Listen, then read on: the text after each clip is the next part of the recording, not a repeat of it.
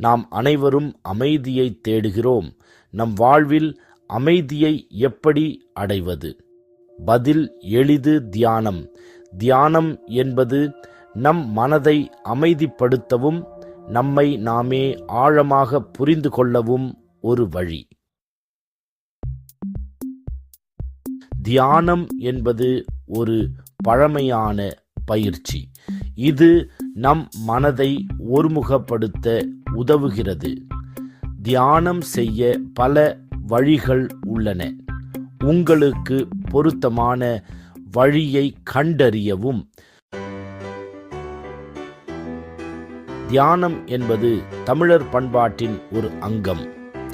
சித்தர்கள், யோகிகள் தியானத்தின் முக்கியத்துவத்தை வலியுறுத்தியுள்ளனர். திருக்குறள், திருமந்திரம் போன்ற நூல்களில் தியானம் பற்றி குறிப்பிடப்பட்டுள்ளது. நாம் நமது பண்பாட்டின் இந்த அற்புதமான பாரம்பரியத்தை பின்பற்ற வேண்டும். தியானம் என்பது மன அமைதிக்கான பயணம். இது ஒரு நாள் பயணம் அல்ல. தியானத்தை தொடர்ந்து செய்தால் மன அமைதி கிடைக்கும். உங்கள் மனதை அமைதிப்படுத்திக் கொள்ளுங்கள். செக்ஷன் 5, தன்னை அறிதல். தியானம் நம்மை நாமே அறிய உதவுகிறது.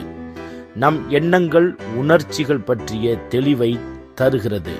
தன்னை அறிதல் மூலம் வாழ்க்கையில் சிறந்த முடிவுகளை எடுக்க முடியும்.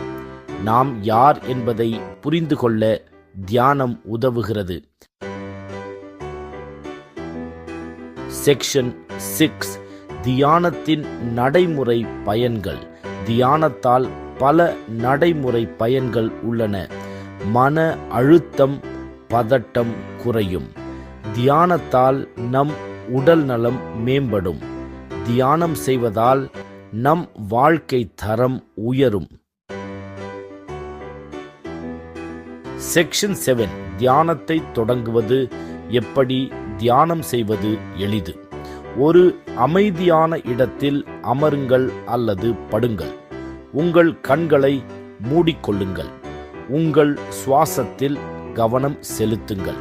தினமும் சில நிமிடங்கள் தியானம் செய்யுங்கள். செக்ஷன் 8, உங்கள் அன்றாட வாழ்வில் தியானத்தை இணைக்கவும். காலை அல்லது மாலை வேளைகளில் தியானம் செய்யுங்கள்.